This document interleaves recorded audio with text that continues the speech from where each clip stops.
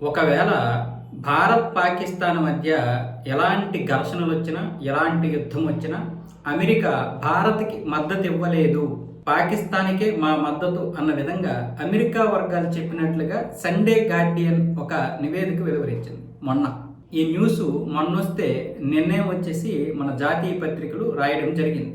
అంటే అమెరికా చెప్పినటువంటివన్నీ కూడా నిజమే, పాకిస్తాన్కే తన యొక్క ఆయుధాలు అమ్ముతోంది, అలాగే నిఘా సమాచారం కూడా ఇస్తోంది.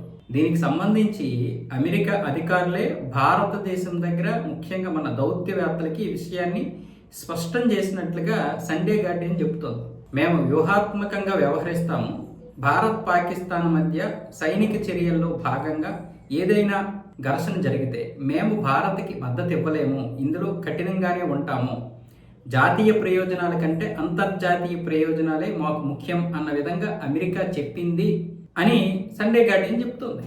దీన్ని అమెరికా ఖండించలేదు, భారత్ కూడా కాదనలేదు. అంటే ఇవన్నీ వాస్తవాలు. మొన్న వెలువడింది, నిన్న న్యూస్ వచ్చింది, ఈ రోజు వరకు ఎవరు ఏది కాదనలేదు అవునలేదు. అంటే ఇప్పుడు అమెరికా యొక్క విధానం మనకు అర్థమైపోయింది. అది ఇంకొకటి ఏంటి రాసిందంటే సండే గార్డియన్, అందుకే భారత్ కూడా వ్యూహాత్మకంగా వ్యవహరిస్తూ రష్యాకి అలాగే ఫ్రాన్స్కి యూరోప్ దేశాలకి దగ్గర అవుతుంది. భారత్ కూడా వ్యూహాత్మకంగానే వ్యవహరిస్తుంది, కాకపోతే అమెరికాని విడిచిపెట్టలేదు.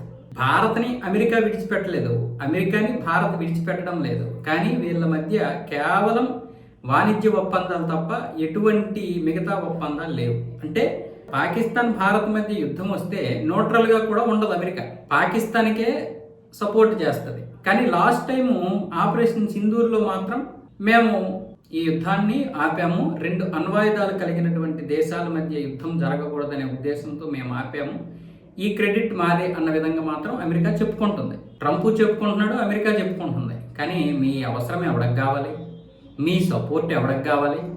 మీరు సపోర్ట్ చేసిన పీకిందేం లేదు పాకిస్తాన్కి. పైగా ఈ యుద్ధంలో పాకిస్తాన్ని భయపెట్టి మీ యొక్క ఆయుధాలు ఇచ్చుకుంటారు. ఇంకొక విషయం ఏంటంటే, పాకిస్తాన్ దగ్గర అమెరికాకి చెందినటువంటి F-16 యుద్ధ విమానం ఉంటాయి, ఇవి కాకుండా మరికొన్ని పరికరాలు ఉంటాయి. కానీ నేరుగా భారత్ మీద మాత్రం ఉపయోగించకూడదు. సపోర్ట్ పాకిస్తాన్కే, భారత్కు ఉండదు.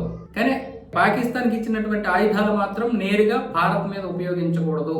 ఎందుకంటే భారతదేశాన్ని ఉపయోగించుకొని రేపు చైనాని కట్టడి చేయాలి కదా. ఈ విషయం కూడా రాసింది. మరి పాకిస్తాన్ ఎందుకు కొనుక్కుంటుంది భారత్ మీద ప్రయోగించకపోతే? అంటే ఇక్కడ అమెరికా ఎంత స్వార్థమో చూడండి. పాకిస్తాన్ బూచీని చూపించి భారత్ని అడ్డుకుంటుంది, భారత్ని చూపించి చైనాని అడ్డుకుంటుంది. ఇండో పసిఫిక్లో భారత్ కీలకంగా ఉంది, కానీ భారత్కి మాత్రం సపోర్ట్ చేయదు. మరి ఇలాంటి వెధవ మాటలు మనం ఎందుకు వినాలి? అందుకే భారత్ మరో 10 సంవత్సరాల్లో అమెరికా వాడి మాటలు వినకుండా ఇప్పటి నుంచే అన్ని దేశాల్లో కూడా అమెరికాతో మనం ఎంతైతే $88 బిలియన్ విలువైనటువంటి వాణిజ్యం చేస్తామో ఆ $1 బిలియన్ కంటే ఎక్కువగా, డబుల్ లేదంటే ఒక 50% ఎక్కువగా, $120 బిలియన్ వ్యాపారం ఎక్కువ చేసుకునే విధంగా ఇతర దేశాలను ఇప్పుడు కలుపుకుంటూ పోతున్నాం. రేపు పొద్దున్న అమెరికా ఏదైనా ఓవర్ యాక్షన్ చేస్తే మనకి ఏ విధంగా నష్టం రాకుండా ఈ విధంగా ప్రణాళిక రచిస్తుంది భారత్ ఇప్పుడు వ్యూహాత్మకంగా వ్యవహరిస్తుంది గత 7-8 సంవత్సరాల నుంచి అని కూడా సండే గార్డియన్ చెప్పింది.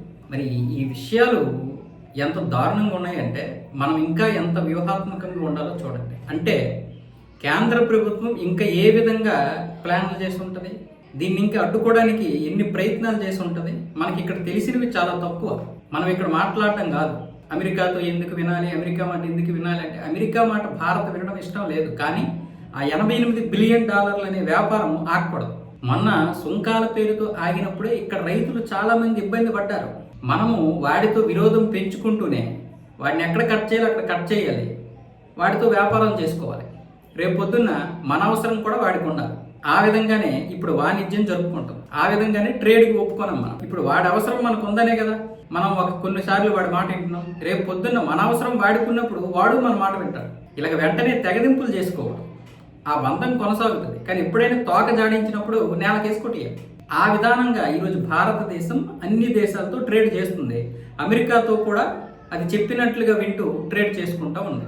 మనం ఇక్కడ ఎన్నైనా మాట్లాడచ్చు, భారతదేశం ఏంటి మోదీ వాళ్ళకి సరెండర్ అయిపోయాడు, అమ్ముడైపోయాడు అని మనం ఇక్కడ ఇన్ని మాట్లాడుతున్నాం. దాని వెనక ఎంత వ్యూహం ఉంటుందో ఈరోజు ఇలాంటి కథనాలు వింటే మనకు అర్థమవుతుంది.